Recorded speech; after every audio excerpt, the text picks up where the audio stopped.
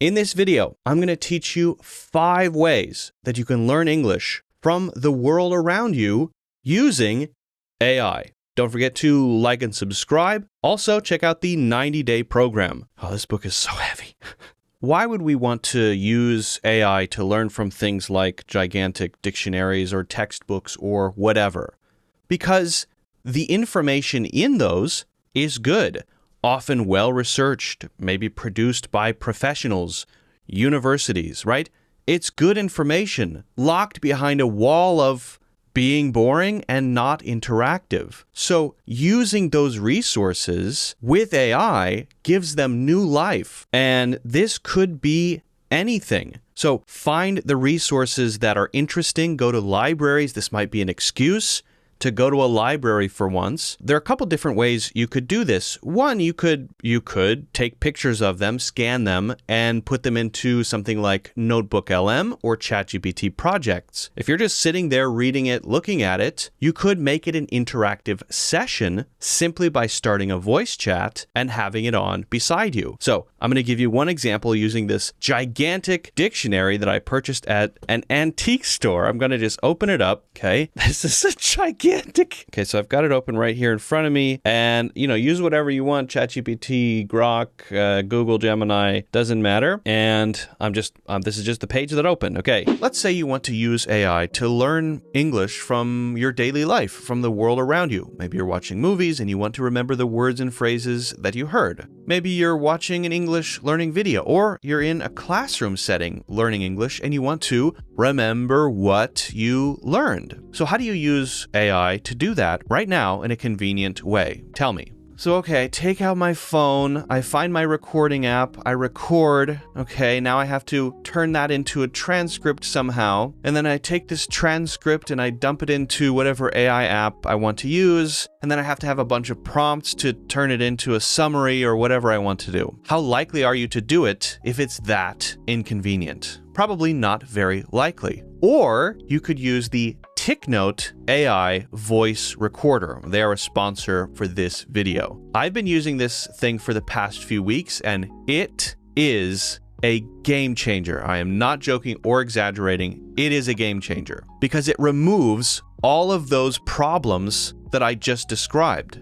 How do you use it? This voice recorder is paired to my phone. I hold down this button. Once you hold this down, it just starts recording. It clicks onto your phone. You can just attach it to the back of your phone, and anytime that you're in a situation where you want to remember what you learned, it automatically imports the recording to the Ticnote app on your phone. You can just, with one click of a button, turn it into an AI summary, generate key takeaways, and there are a bunch of other cool AI features that you can use as well in the app. You can also chat with Shadow, the AI assistant in Ticnote, who can do stuff for you. And you can choose which of the latest cutting-edge models, AI models, you want to use. Very cool. It's extremely convenient. It is, in my honest opinion, the best way to learn English from the world around you in your daily life using AI. So check out the Ticnote AI voice recorder and the Ticnote app in the links in the description. Back to the video. All right. So I want to get some more context on a word. I want to know if it's still common. I want to know how to use it naturally, and maybe you can give me some more examples. So the word I'm looking at is remunerate, and I also see a variation remuneration and remunerative, as well as remuneratively and remunerator. So that's a lot of variations. Are these all common? Give me some more context. Remunerate is pretty formal, used mostly in professional or legal contexts to mean pay someone for work or services. It's not super common in everyday speech. People usually say pay or compensate, but it's still valid and understood. The variations: remuneration, the act of paying; remunerative, profitable or well paid; and less common ones like remunerator, someone who pays. Remunerate isn't a standard word, and remuneratically is rare, mostly used to describe how something pays off. For natural use, stick to remunerate or remuneration in formal writing, like contracts or business emails. Examples: the company will remunerate you for your overtime. Her work at the nonprofit offers little remuneration. Is this job remunerative enough to cover expenses? Want me to break down any specific variation further? So, okay, in the book that I've got here, I really want to get a sense for, should I just forget about this word, or is it actually useful in some situations? And which situations is it useful in, if so? It's not super common in casual talk, but still useful in specific situations. Okay, so it's just a way to sound more formal if I want to sound more formal. It means the same thing in this case as they decided to pay, but basically what you're saying is if I want to sound really formal, it's a good word to use. Is that right? Exactly. Yep. Remunerate is just pay with a formal, polished spin. If you're aiming to sound professional, like in a contract or business letter, it's a solid choice. Say, the board will remunerate the contractor fairly. Not over the top, but definitely classier than pay. The other way to learn from the world around you is to use your camera to learn very specific vocabulary. Things like specific verbs, nouns, and adjectives. Yes, you can point your camera at an object and say, simply, what is that? Okay, and learn that word. But I recommend going beyond that. What is the way that something is happening? What are some useful descriptive words that I can use in this context that I can learn to use in other situations? So you just open up your phone and you show, most AI tools now have this option, Gemini or ChatGPT or Grok as well, what you're looking at, and you ask very specific questions. Okay, so just to give you an example here, I've got my phone, and you can't see what's on my phone right now, but I'm just going to point it over there at what's on the sofa, and I'll just tell you kind of what it's saying. So I'll take a picture. You can use video, you can just take a picture, and then I'm going to say, first of all, what the heck is that thing called? And then, can you tell me some specific verbs and adjectives for what it's doing? I know it's sleeping, but is that the most specific verb that we can use? That's a capybara. A capybara is the largest rodent in the world. It's from South America and is basically known for being very chill. Now for two, verbs for what it's doing: dozing, light sleep, eyes mostly closed, body relaxed, napping, short sleep, casual, feels cute and cozy, curled up. Like this dozing. describes the body position, not just the sleep. It's curled up on the couch, settling in, has settled in. The idea is it found a spot and made itself comfortable. It's settled in on the corner of the couch, hunkering down, low to the surface, tucked in, staying still and safe, nestled. No. Placed snugly in a small, safe space. Nestled. It's nestled into the corner. So you could say, the capybara is curled up, dozing in the corner of the couch. It's nestled there, just hunkered down and napping. Wow. 3 adjectives for how it looks. Instead of just comfortable, cozy, warm, safe, relaxed, snug, tight in the corner in a secure way, tucked in, limbs pulled in, body making itself small. Content, satisfied, zero stress, peaceful, calm, no tension in the body, cuddly, soft and cute in a way that makes you want to hug it. Curled up, hyphenated adjective. Gotcha. Okay, wow. There's some, oh wow, that I didn't expect all that. Curled up, dozing, snuggled in. And there's so many juicy descriptive words in there. You know, the world around you contains so much information, and just capturing that information and then kind of communicating with ChatGPT or Gemini or Grok about that information opens up language that you probably wouldn't have thought of. Now, the key thing is that it is in context. The third way to improve your English using the world around you is to, this is going to sound very obvious, pay attention to the language used around you. and then immediately have a quick interaction with your favorite AI tool. Now, again, this sounds very obvious. It kind of is, and yet it's so powerful. And let me explain why. If you're at work or out and about or wherever, and you hear something new, and you know, oh, I can use an AI tool after I hear something to understand this better, then automatically you're in the mindset of paying attention more. The world can kind of just flow through us if we're not really paying attention. But if you have this idea, just the idea in your head of, I'm going to pay attention to when I go to Target or anywhere, what people say. And if I hear something new and interesting, I'm going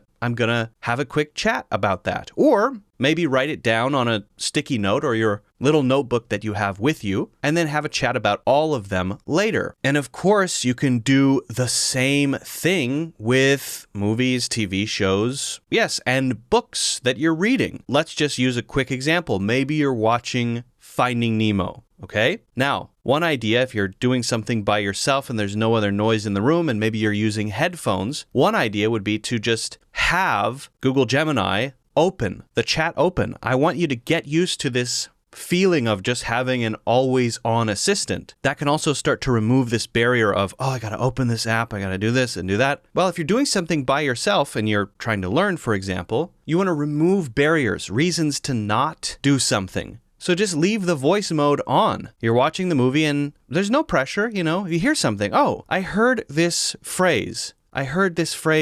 My neck of the woods. Okay. I think I kind of get the idea. I heard it in the original context. I'll just quickly ask. Hey, so I'm watching Finding Nemo and I heard my neck of the woods. Can you explain that in context and give me some more examples? That's a great one to pick up on. It's a very common, friendly, and slightly folksy idiom. Yeah. Here's a breakdown of the phrase. What my neck of the woods means. In short, my neck of the woods simply means the area where I live, my neighborhood, and my region. In this case, neck refers to a specific localized area.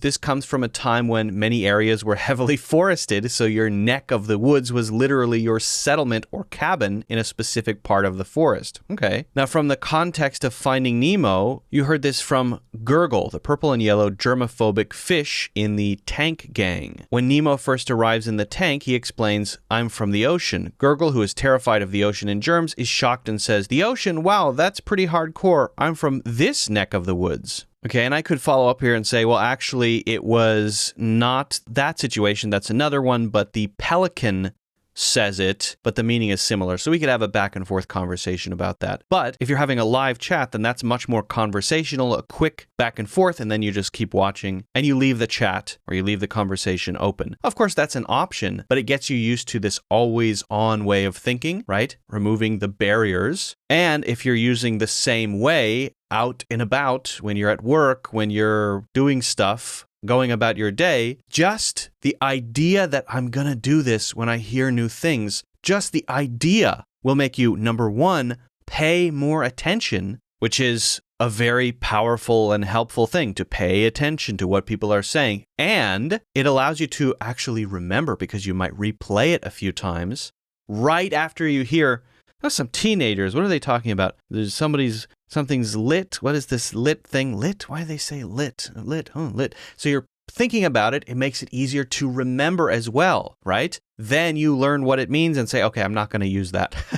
Too old. But it's nice to know what it means, right? So very powerful. And part of that is the AI part, and part of that is the mindset that knowing you will use AI puts you into, which is just as important. Imagine you have an English teacher who goes with you wherever you go. Well, that could be kind of annoying, I guess, but in some situations, it could be quite useful. So let's say, hypothetical situation. I'm going to spend a day with you. You're just going to go about your day, and I'm going to spend that day with you. And you have to go to work, and you have to do a big proposal, for example. Well, I'm not allowed to go into the meeting room, let's say, but when you come out of the meeting room, what could we do? Well, as an English teacher, we might sit down, grab a coffee, and then talk about where you think you could have done better, right? Some things you might have said instead to be more persuasive. Maybe you're feeling a little bit insecure about how you handled some pushback you got. So your manager or somebody you were giving the proposal to, they asked some really tough questions and they pushed back and you kind of got lost in your words. So I say, taking a sip of coffee, you might have tried a couple of these phrases that you can use next time. For example, if someone pushes back against you, the first thing you can do is acknowledge that what they said is really good. And then they feel like, okay, this person really understands me. Then you disagree. So don't just get frustrated and disagree. So you can say something like, I think that point is really valid and we should absolutely consider doing that. However, in this case, so you've disagreed, but you've done so in a way that shows you really respect the other person's opinion. And we could go over a few more phrases like that and maybe even role play that situation a little bit so that next time you're better prepared. Okay, so that would be probably pretty useful, right? And listen, I'm willing to do it. Everyone has a price, right? There is an amount of money that you could offer me that would make me fly anywhere in the world and shadow you for a day and help you with your English, right? Everyone has a price. Or you could just do that exact same thing with ChatGPT, Gemini, Grok. I think those are the main three for this kind of thing, but okay, whatever tool, right? You then have this kind of follow-up conversation, just like the hypothetical one I gave you. You start a chat, a voice chat. You sit down with a coffee by yourself. Sorry, ChatGPT is not quite capable of sipping coffee yet. And you say, hey, listen, I think I could have done a better job pushing back on some of these points from my manager's manager, and what could I have said? Then you talk about that, learn a few more phrases. It's exactly the same, probably better than what I could even do. So there's no reason to pay me. What is my price? I guess it depends on where it is. But in the meantime, just use AI tools. It is way more convenient. And I'm just trying to get you to think of it in that way. Situations that you could have handled better also become learning opportunities. So use those learning opportunities to learn and get better. And sometimes using the discomfort, the pain of not handling a situation well, using that to grow and become a better communicator allows you to improve faster because you have a bit of that uncomfortable feeling. That can be a good thing. That can be a way to push yourself a little bit more than you normally would. Finally, number 5, very similar to that is deep feedback based on what you actually say, your actual words. What does that mean? That means recording yourself. You can record yourself during a job interview. You can hopefully record yourself during that presentation. You can record yourself on your own when you're practicing your English. And you actually take that recording and turn it into text and paste it into Gemini or whatever AI tool you want to use. You might ask for tips on structure. So if it's a job interview, maybe your structure is weak. The way that you explain things is a bit confusing because you don't know how to organize your thoughts in a way that makes sense to other people. The STAR technique or the STAR method is a common way to organize something like an interview response so that when you explain things, the interviewer goes, I see. Because it starts with the situation, right? Then what you had to do exactly. And then finally, what happened at the end and what you learned from it. So that simple structure is very useful, and you might not realize you're not following a structure or you haven't learned how to put your thoughts together well. Maybe you learn by uploading those recordings that, hey, I really have a weakness here with structuring my responses. So I'll try a few different ways, a few different methods, find one that works for me, and then actually improve. But the point is, when you live inside of yourself, it's kind of hard to see things objectively. So being able to get feedback on what you actually say is extremely powerful, especially if you can ask different things. On Tuesday, you can work on structuring your responses and improving that skill. On Wednesday, you can work on new language you can use. And on Thursday, you can work on mistakes. So that's great. Now, the difficulty here is getting over recording yourself. A lot of people are uncomfortable doing it. I can tell you, because I've been there, it's just a matter of doing it enough, and then you just kind of lose that feeling of, I hate to listen to myself talking. I can't do it. I used to hate to listen to myself. Now, I have no opinion about listening to myself because I have to look at my own videos. I have to edit them. So I have zero opinion because I've become completely desensitized to it. So it's just something you have to get over. So you have to kind of force yourself to do it. So just as an example, you could say something like, please give me feedback on this interview response, including structure, language usage, and overall content. Okay, and then you would paste in the response. Okay, so this is my assessment, 90% of the way to a textbook answer, but there's always room to improve, right? Structure and look is giving the situation, task, action, result, right? This is the structure. I didn't know it would do that, but that's a common framework for answering questions. Overall content, noting a few mistakes. So no matter how good you are, there's always room to improve. Every time I watch my own videos, I think, I could say this a different way. I move my hands too much. I could do this, I could do that. So there's always room to get better. And I think AI tools are a great way to learn to be a bit more objective when you're trying to communicate things to other people. So let's just review. We've talked about 5 ways to use AI and the world around you to improve your English. Number 1, adding context and interaction to physical materials, books, dictionaries, the physical things around you. Number 2, exploring language using your camera, not just obvious things, but nuanced descriptions to improve your own ability to describe. Number 3, learning idioms, phrases, and references from, people around you in common situations, things you overhear, things at work in your life, and movies, TV shows, YouTube videos, books, and maybe using AI as an always-on assistant to quickly pick up on new and useful language. Number 4, having a mentor session with your AI immediately after doing something challenging or a difficult interaction. That's that teacher or tutor or mentor following you around everywhere you go. How could I have handled this better?